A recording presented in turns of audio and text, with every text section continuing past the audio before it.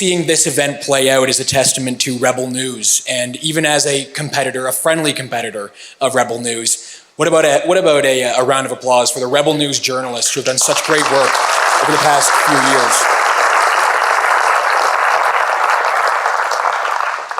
So I'm talking about the state of journalism in this country, and in my preparation for this, I came across an article in Humber News that said by the end of this year, 2,000 journalists would be out of a job, just in 2023 alone.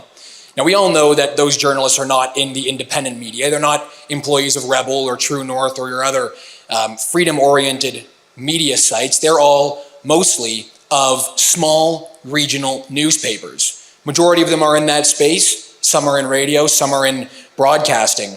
But if you think about that, 2,000 journalists, most of whom are in those small regional papers gone, that's a huge hole in what I consider to be one of those fundamental pillars of journalism, which is community local news. And that is, it's lamentable, but local community news really is dead. And if it's not dead, it's dying a very sad death. But think about it, community news is not only what allows communities to stay informed, but it's actually what gives small communities a sense of who they are. It gives them a purpose. And small communities have been served across the country from good journalism that they could rely on for many years, but that is not really the case anymore. You know, if you were to ask those 2,000 journalists what the state of journalism is in their minds, they would likely say it's not great. They would be pretty pessimistic and understandably upset about where everything has gone. But I do think if you were to ask independent journalists what the state of journalism is in this country, you get a different answer. You get a sense of optimism and excitement and passion in the stories that we tell. But why would that be? You know, the federal government, as everyone in this room knows, has done everything they can to make our lives more difficult. They've done everything in their power to try and make our jobs as journalists as difficult as possible. I mean, think about it. They've literally resorted to now censoring the internet to prevent us from getting our stories out to our audiences. It's unbelievable that that's where we're at right now. No conversation about journalism in this country and the state of it today would be complete without talking about the censorship legislation we've seen, C11 and C18. I know it's been addressed earlier in the morning, but it's worth repeating and going over. C11, the Online Streaming Act, is a bill that at its core is designed to benefit the failing legacy media.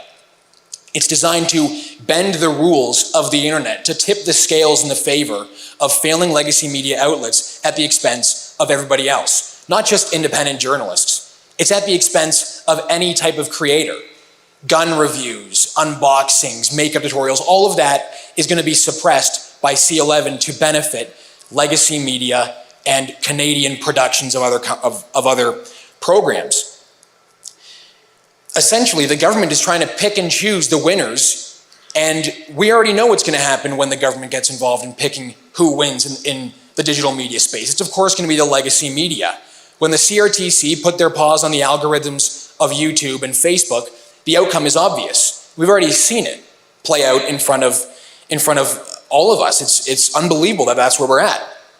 You know, the most sinister part about C11 is that the federal government has routinely told Canadians they're not interested in censoring or regulating, as they say, user-generated content. That, as I said, is not just independent media.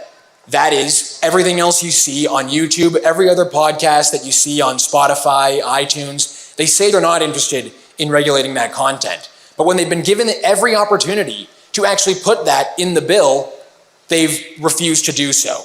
In fact, all they say is that, oh, don't worry, we'll put it into a ministerial directive to the CRTC. Just trust us. We won't touch your independent media, but we're not going to actually put it into the bill and make that a reality. You're just going to have to take our word for it. It's hard to believe that it's actually happening.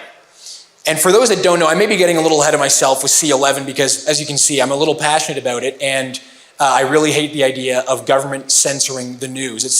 It's outrageous.